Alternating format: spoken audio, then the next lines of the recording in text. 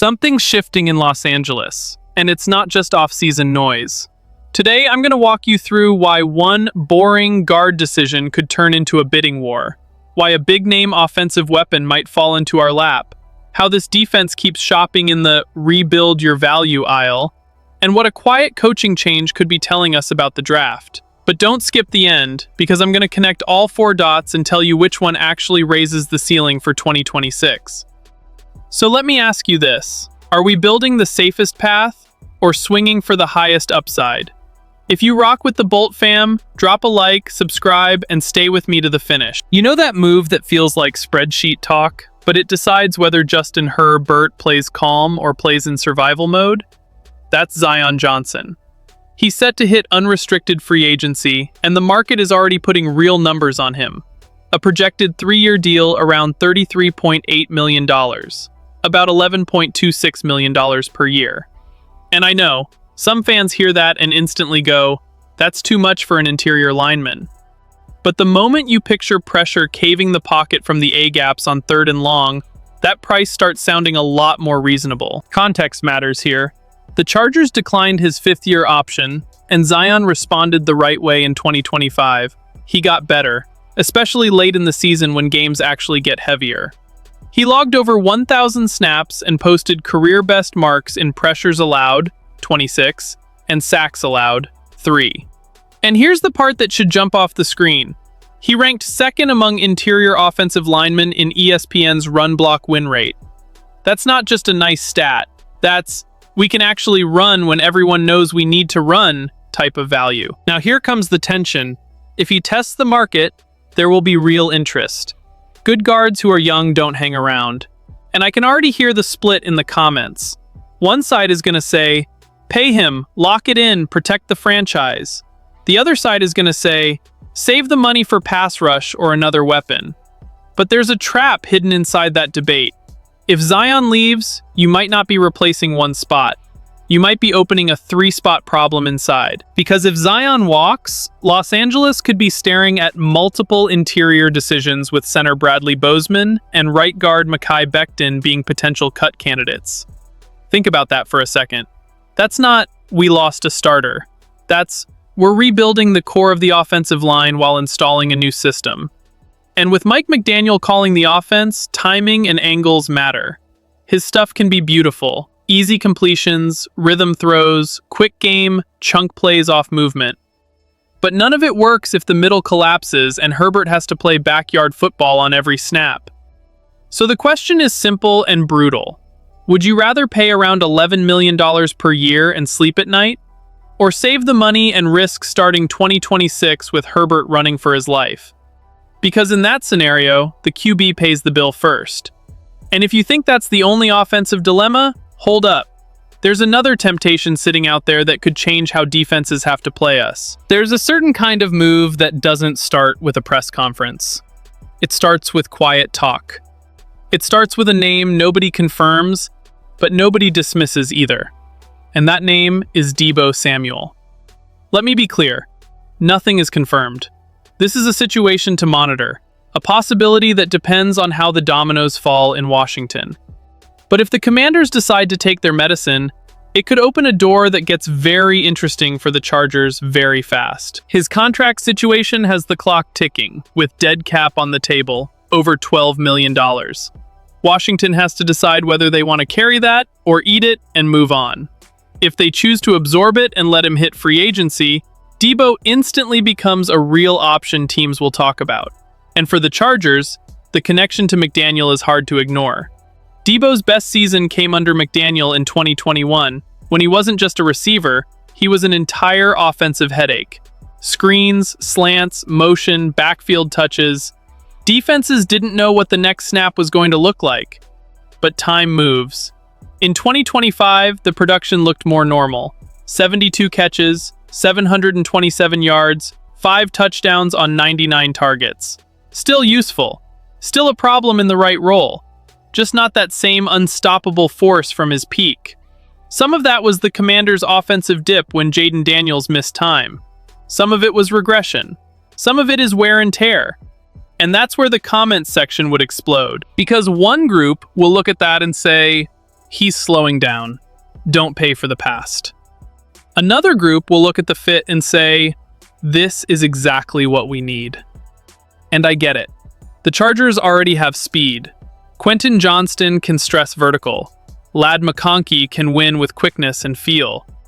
But Deebo is a different tool. He lives in traffic. He turns a 5-yard throw into a first down. He makes the easy completion concept real. And McDaniel has openly talked about wanting easy throws for Herbert. Plays that keep the offense on schedule, avoid sacks, and stop drives from dying in the red zone. Be honest. How many 3rd and long situations last year felt like the offense had to be perfect just to survive? Adding a player who can create after the catch changes that math. He can also factor into the run game. His backfield volume dipped in 2025, but he averaged 45 rushing attempts over the 4 seasons before that. Still, there's no pretending it's risk-free. The projected price is roughly $15 million per year. That's real money. So are you paying for who he is today, or who he used to be? That's the kind of decision that separates teams that level up from teams that chase nostalgia.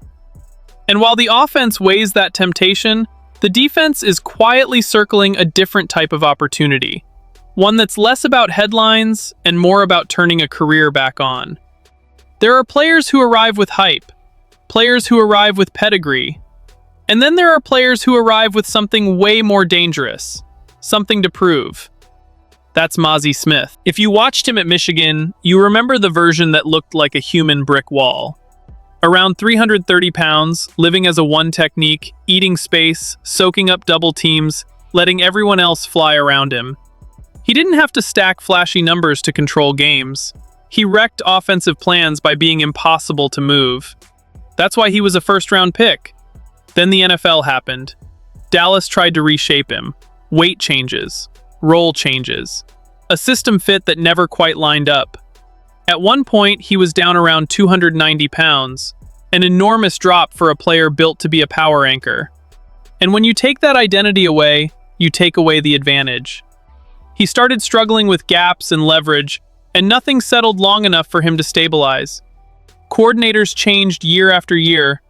The development track turned into whiplash. Eventually, he became part of a trade package that sent him to the Jets.